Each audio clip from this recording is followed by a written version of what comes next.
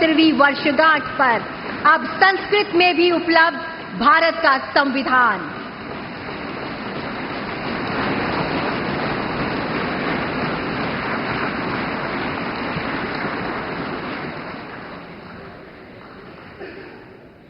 धन्यवाद। भारत के प्राचीनतम भाषा में मैथिली के उच्चतम स्थान थिक, अतः आपसे सादर अनुरोध, मैथिली भाषा में संविधान का विमोचन करने की कृपा करें। मान्यवर।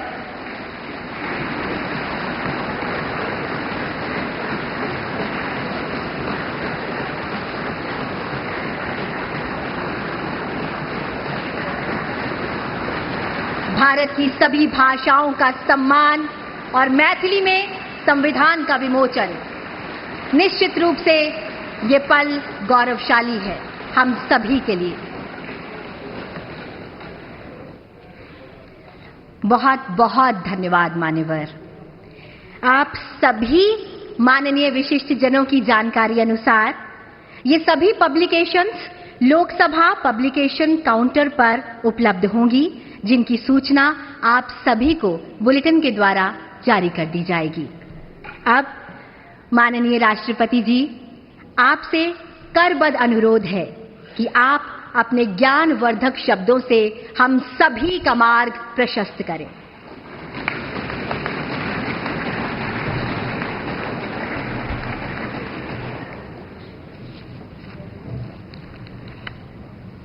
भारत के माननीय उपराष्ट्रपति श्री जगदीप धनखड़ जी, प्रधानमंत्री श्री नरेंद्र मोदी जी, लोकसभा अध्यक्ष श्री ओम बिरला जी, राज्यसभा के उपसभापति श्री हरिवंश जी, राज्यसभा में सदन के नेता श्री जगत प्रसाद नाडा जी, राज्यसभा में विपक्ष नेता श्री मल्लिकार्जुन खड़गे जी, संसदीय कार्य मंत्री श्री किरेन रिजिजू जी, लोकसभा में विपक्ष नेता श्री राहुल गांधी जी, माननीय सांसदगण और प्यारे देशवासी, संविधान दिवस के पावन अवसर पर आप सभी के बीच आकर मुझे हार्दिक प्रसन्नता हो रही। संविधान हमारे देश का सबसे पवित्र ग्रंथ है। आज हम सब एक ऐतिहासिक अवसर के भागीदार भी बन गए हैं और साक्षी भी। 75 वर्ष पहले संविधान सदन के इसी केंद्रीय कक्ष में आज ही के दिन संविधान सभा ने नवस्वाधीन देश के लिए संविधान निर्माण का बहुत बड़ा कार्य संपन्न किया था। उस दिन संविधान सभा के माध्यम से हम भारत के लोगों ने इस संविधान को अपनाया, अधिनियमित किया और आत्मार्पित किया था। हमारे संविधान हमारे लोकतांत्रिक गणतंत्र की सुदृढ़ आधारशिला है। हमारा संविधान हमारे सामूहिक और व्यक्तिगत स्वाभिमान को सुनिश्चित करता है। आज कृतज्ञ राष्ट्र की ओर से मैं संविधान सभा के सदस्यों और कर्मियों को श्रद्धांजलि अर्पित करती हूँ। ये देश का सौभाग्य है कि संविधान सभा के अध्यक्ष डॉक्टर राजेंद्र प्रसाद ने तथा प्रारूप समिति के अध्यक्ष डॉक्टर बाबा साहेब आम्बेडकर ने संविधान निर्माण की यात्रा का मार्गदर्शन किया। बाबा साहेब आम्बेडकर ने प्रगतिशील और समावेशी सोच की छाप हमारे संविधान पर अंकित किया है। संविधान सभा में बाबा साहेब के ऐतिहासिक संबंधों से ये तथ्य स्पष्ट होता है कि भारत लोकतंत्र की जननी है। अपने लोकतंत्र पर गौरव की इसी भावना के साथ आज हम सब इस विशेष अवसर पर एकत्र हुए। ये अवसर संविधान सभा की 15 महिला सदस्यों के योगदान को स्मरण करने का भी है। हमें उन अधिकारियों के अमूल्य योगदान को भी याद रखना चाहिए जिन्होंने नेपथ्य में रहकर काम किया। उनकी कार्यनिष्ठा ने संविधान निर्माण की प्रक्रिया को सुचारू रूप से आगे बढ़ाया। उनमें प्रमुख भूमिका श्री B.N. राव की थी, जो संविधान सभा के संवैधानिक सलाहकार थे। मैं संविधान सभा के सचिव श्री H.B.R. अंगगर, संयुक्त सचिव श्री S.N. मुखर्जी और उप सचिव श्री जुगल किशोर खन्ना को भी उल्लेख करना चाहूंगी। माननीय सांसदगण, स्वतंत्रता के 75 वर्ष पूर्ण होने पर मैं सभी देशवासियों ने आज़ादी का अमृत महोत्सव मनाया। आगामी 26 जनवरी को हम अपने गणतंत्र की 75वें वर्षगांठ मनाएंगे। इस तरह के समारोह हमें अब तक की यात्रा का अवलोकन करने और आगे की यात्रा की बेहतर योजना बनाने के अवसर प्रदान करते हैं। ऐसे समारोह हमारी एकता को मजबूत बताने की तथा ये दर्शाते हैं कि राष्ट्रीय लक्ष्यों को प्राप्त करने के प्रयासों में हम सब एक साथ हैं। हमारे स्वाधीनता संग्राम के दौरान अनेक महान विभूतियों ने हमारे राष्ट्रीय आदर्शों को रेखांकित किया था।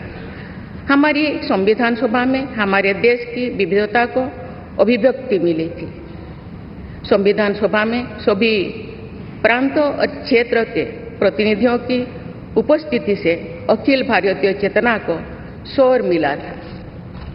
संविधान सभा के वाद विवाद तथा सदस्यों के संबोधनों में हमें संविधान निर्माण की प्रक्रिया के साथ साथ अपने देश के बारे में गहरी जानकारी प्राप्त होती है।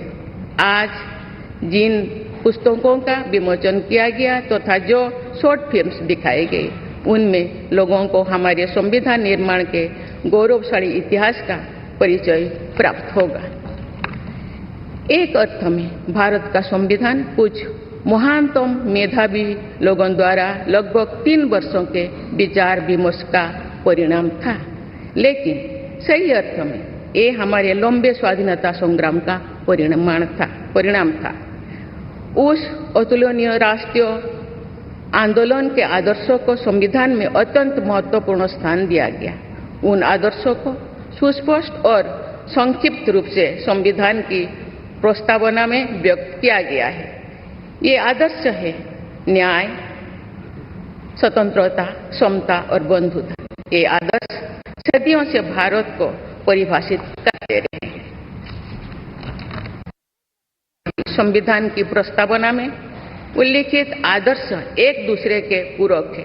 समग्र रूप से ये सभी आदर्श ऐसा वातावरण उपलब्ध कराते हैं जिसमें हम नागरिक को फूलते फलते समाज में योगदान देने तथा साथी नागरिकों की मदद करने का अवसर मिलता है। माननीय संसदगण, संविधान की भावना के अनुसार कार्यपालिका, विधायिका और न्यायपालिका का यह दायित्व है कि वे सामान्य लोगों के जीवन को सुगम बनाने के लिए मिलजुल कर काम करें। संसद द्वारा पारित किए गए अनेक अधिनियमों से जौन आकांक्षाओं को अभिव्यक्ति मिली है। देश के आर्थिक एकीकरण के लिए स्वतंत्रता के बाद का सबसे बड़ा टैक्स सुधार गुड्स एंड सर्विसेज टैक्स को के रूप में किया गया है। वर्ष 2018 में राष्ट्रीय पिछड़ा वर्ग आयोग को संवैधानिक दर्जा प्रदान किया गया है। वुमेन लेड डेवलपमेंट की सोच को यथार्थ रूप देना सामाजिक न्याय के संवैधानिक आदर्शों को प्राप्त करने के लिए अनिवार्य है। नारी शक्ति बंधन अधिनियम द्वारा हमारे लोकतंत्र में महिला सशक्तिकरण के एक नए युग की शुरुआत की गई है।